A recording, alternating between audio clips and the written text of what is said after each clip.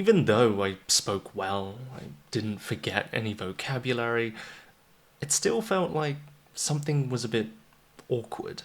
The conversation wasn't going smoothly, and something was missing. But why? Good morning, everyone. Unfortunately, it's another cloudy, rainy day here in Tokyo. And, when I was a kid, I really didn't care so much about the weather outside because I spent most of my time inside playing video games when I wasn't at school. But these days, as I'm working from home teaching online lessons, you sit in this chair. Maybe for those of you sitting in an office, you can understand this feeling. It's like staying inside. You want to stretch your legs. You want to go outside and enjoy the sunshine. But you can't if it's always flippin' raining. Yeah, how do you guys feel? Is your mood affected by the weather? Do you feel down in the dumps when it's raining outside? Or are you one of the rare people who actually enjoy the rain? But anyway, we Brits, we love small talk about the weather. But I know that you are here today for something much more important and probably a lot more interesting. Today's topic is smooth communication. And we're going to talk about many things, but the first thing is, what is smooth communication? To put it simply, smooth communication is when everybody, whether it be a group conversation of 4 people or just a one-on-one conversation, when everybody is giving and taking, in other words, speaking and listening. A smooth conversation happens when everybody is engaged, interested in the topic, and has an equal chance to listen and speak. One of the most difficult things about conversations is maintaining this delicate balance between listening and speaking and the different people, because when one person speaks too much, then the listener is going to start getting bored and maybe they'll start to lose focus, right? But one part of communication that many people really worry about and think about maybe too much is mistakes and misunderstandings.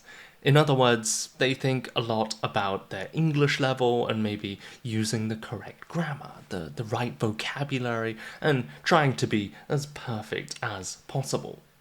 And of course, being correct and trying to speak clearly is wonderful, but actually, perfectionism, or trying to get every single detail right, that can actually make communication less smooth because you're worrying too much about the grammar.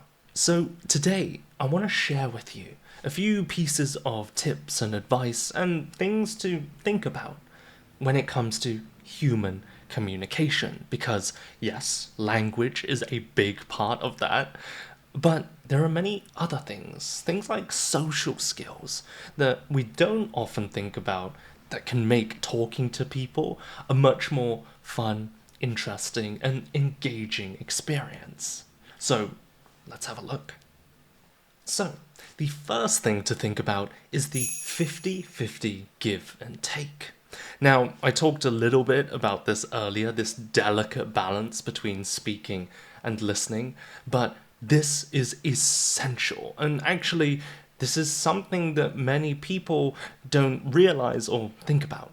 I don't know about you guys, but from my experience, generally people tend to want to speak more than listen.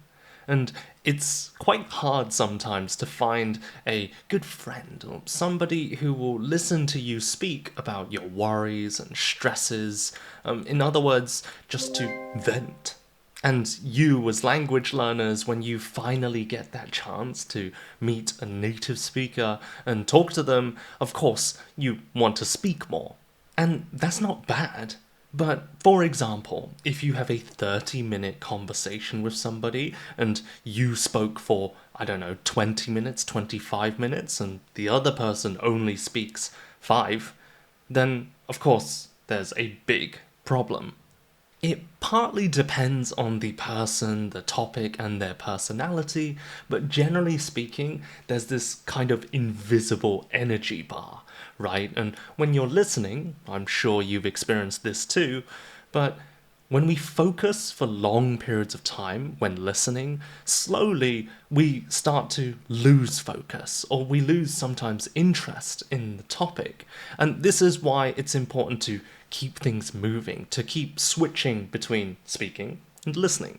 And there's one situation where you have to be especially careful, and this is first meetings. When you're meeting somebody for the first time, of course, you don't know each other so well, so you're a bit more shy. You're a bit more careful with your words, and as a result, when somebody else is speaking, don't you think it's a lot more difficult to interrupt? And when I say interrupt, I don't just mean like in a negative way, like to, counter their argument or something. I just mean something simple, like stopping them to ask a question, or maybe react or share an opinion. This can actually be a lot more difficult when we're speaking with somebody for the first time, because we're so worried about being polite. And this means, as the speaker, it's much easier for you to go on and on and on, and the other person will not say anything because they want to be polite. But this doesn't mean it's a fun conversation. It doesn't mean it's smooth communication. So my first major piece of advice for smooth communication is to be aware of how much you're speaking and try to keep it 50-50, give and take. Because when it comes to improving your English level, many people think that speaking and outputting is the best way, and it is one of the best ways. But have you ever thought about this? When you're speaking or outputting, you're just repeating what you already know. But if you're listening, especially to a native speaker or another high-level language learner, then this gives you a chance to get new vocabulary. This is a chance for you to ask questions and get new knowledge. And then after that, when you speak, you can maybe, parrot them, meaning to repeat what they say, or maybe rephrase things. And in this way, you're expanding your knowledge and increasing your English level. So I highly recommend sometimes taking a step back and asking the other person's questions and just getting the chance to listen. One of the most stressful things about conversations for me is silence. Now, I've become more comfortable with silence over the years, and I know in Japan, actually, silence can be seen as a good thing. And especially if you're with friends, the conversation doesn't always have to be jumping around and super exciting. And sometimes it's okay to be silent. But if you're like me, and sometimes you feel a bit awkward when you're kind of running out of topics to talk about, and there are a lot of these awkward silences, then the piece of advice I would give to you is that it probably means that you haven't found the right topic. In my opinion, as a professional British English teacher, the thing that decides the difference between a conversation that's not flowing smoothly, full of these awkward silences where you just want to run away and talk to someone else, and a conversation that's flowing, where you're both laughing, you're both enjoying and fully focused, the difference is the choice of topic. Now, if you're a language learner who has had a lot of experience, meeting many people for the first time and making small talk, you might think, oh, talking about sports, the weather, hobbies again, I'm sick of it. Well, actually, the problem is not the topics themselves, but it's about the questions that you use to dive deeper into these topics. Or actually, sorry, let me take that back. Both the topic and the questions that you use to dive deeper into that topic are equally important. But the first step is to find that common thread. You know, when you're talking to somebody for the first time and then you realize you both like the same movie or the same book, you feel that special spark, that special connection, and suddenly you think, oh, this person's quite interesting. The goal of small talk is to explore a wide variety of topics, and you don't have to dive deep into just one, but you should be looking for a certain reaction. You should be looking for a change in the other person's behavior. So let's say, for example, you've been talking about sports and maybe travel, and generally, yes, you're doing a bit of speaking and listening, but nothing deep, nothing special, just the normal stuff. But then you move on to the topic of music, for example, and then suddenly something about them changes. Maybe their body language, they start to lean forward a little bit, or maybe they start to give longer answers and they show a bit more interest. When you see this change, this usually means that they are more interested in that topic. It's kind of like having a metal detector at the beach, and you're going around all these different places and topics, and there's no reaction, nothing special. But then when you go to music, you find that one thing, it goes beep, beep, beep, beep, beep, beep, and you're like, oh, this might be something to explore a bit more deeply. Because it's always fun, don't you think, to listen to somebody talk about something passionately. And when we're passionate about certain things, we generally have more knowledge of that thing and can talk about it a lot more. Now, of course, if you are not also interested in this topic, for example, music, then of course you might not be able to enjoy or speak about it so much. So the goal here of small talk is to find a topic that you're both interested in, okay? Now, unfortunately, there's no guarantee. I can't promise you that with every person you meet, you will always be able to find common interests. But instead of just randomly going through the same topics every time and just asking these shallow questions, pay attention to the other person, look at their reactions, and just try to guide the conversation to a topic that might be interesting to both you and them. That's the opposite way, you and them.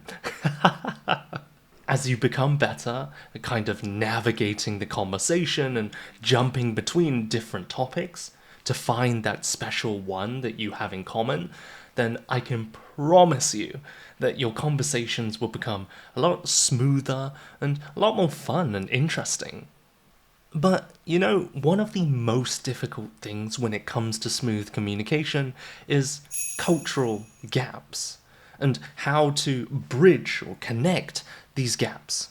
Because every country has its own history, has its own culture, and within that, there are going to be many things and ideas that just simply do not exist in other cultures. And these differences can be some of the most exciting and fascinating things because we don't have them in our culture. But it can also be a challenge because they don't exist in our culture. In order to bridge this cultural gap, it's usually a good idea to make a quick note, a mental note of where they are from, and also how similar or different they are to you.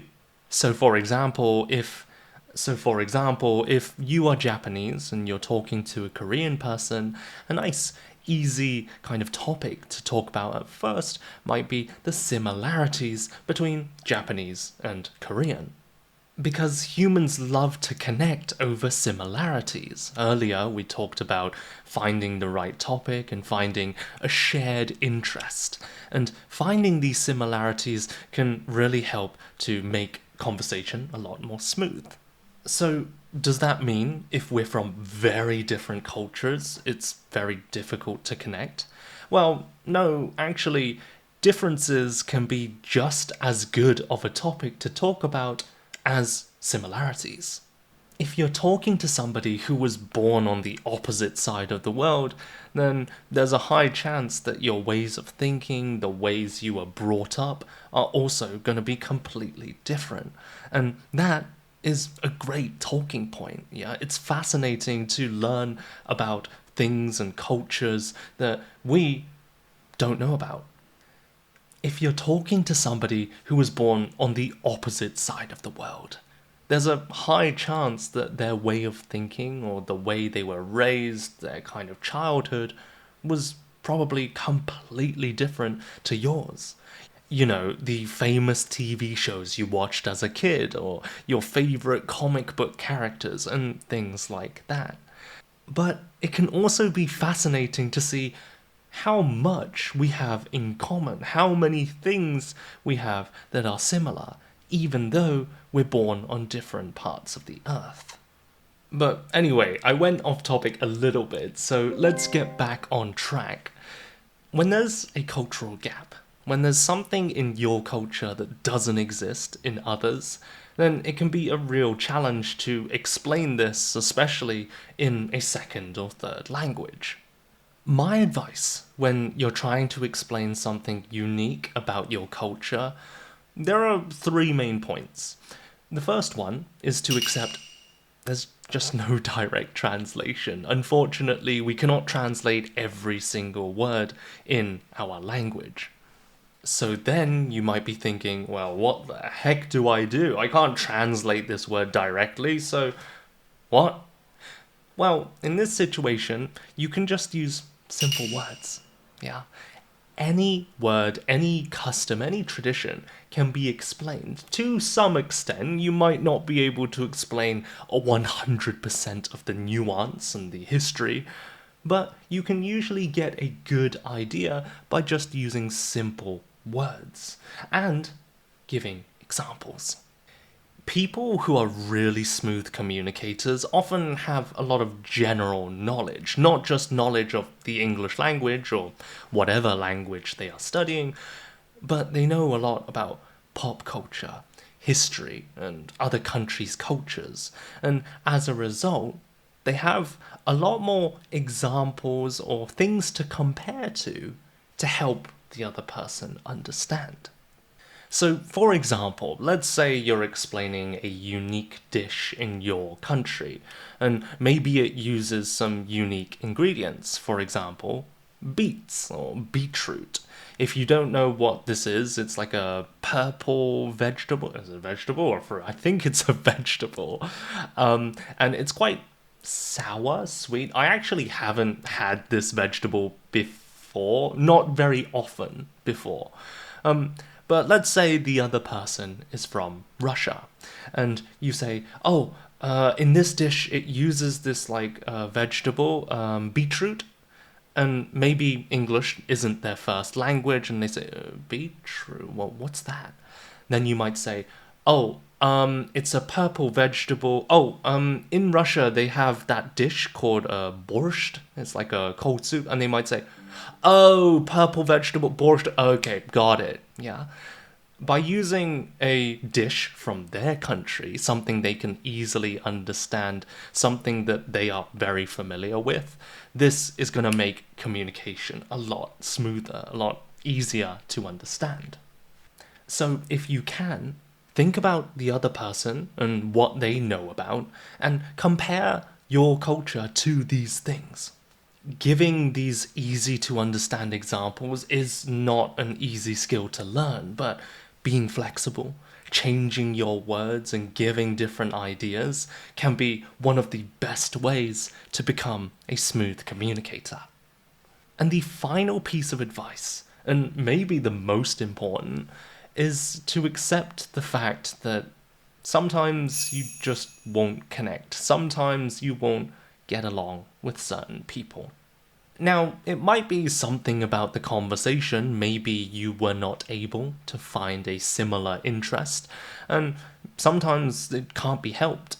And many times this can be actually outside of your control. It's actually not your fault. In many cases, a lot of us are not smooth communicators. We don't know about choosing the right topics. We don't know about, supporting other people and making them speak. For example, maybe the other person is just super nervous. They're not confident with their English level and they're kind of scared of speaking to people for the first time. In this case, they're going to be quiet. They're going to be shy, and even if you try to make them speak, you give them a chance to speak, they won't, because they're just not used to it. They don't have enough experience yet. And that's not your fault. It's not their fault either. When you look at the other person and they're being quiet, you might be thinking, oh, did I say something wrong? Like, maybe I'm just really boring. Is my story too long? But when I give it to them, they don't speak a lot, so maybe they don't want to speak to me. And this is where misunderstandings can start to happen. And then smooth communication, whoosh, out the window. It's gone.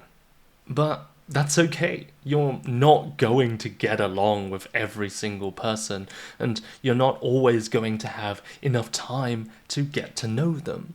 Chemistry is not an easy thing to find. So, to summarize all of the advice in today's episodes in a few simple sentences, there are 4 main points. Number 1, do your best to keep speaking and listening to around 50-50. So that you both have a chance to kind of talk, share about your culture, but at the same time, you don't get too bored and your brain doesn't just turn off. Number 2, when you're looking for the right topic to talk about, something that you're both interested in, pay attention to the other person's behavior, their facial expressions, and their reactions. When they start to give longer answers, then maybe that's a good topic to dive deeper into. Number 3, when you're trying to bridge that cultural gap and you're trying to explain something unique from your culture, 1, use very simple language, just basic words, and 2, compare it to famous examples. Use examples from their culture, or maybe like pop culture, famous TV shows or movies, anything that's easier for them to compare to and understand. And number 4, we have to accept that there are so many people in this world, and we're not gonna get along, we're not gonna have good chemistry with everyone. Actually, we might only have that special chemistry with just a few people in this world. And this means if a conversation doesn't go smoothly, if there are some awkward silences, then it's not always your fault. It's not always because your English isn't good enough. Because I feel like a lot of my students, and also myself, when some conversation doesn't go well, we tend to blame ourselves and we tend to assume or believe that our English or language skills are not good enough. And this isn't always true. So thank you very much for listening to this boring English teacher drone on and on about smooth communication. I hope you have a wonderful weekend and enjoy the sun. If you have some sun in your country. I wish there was sun here in Tokyo. It's gonna be rain this weekend. Anyway, have a wonderful weekend and bye for now.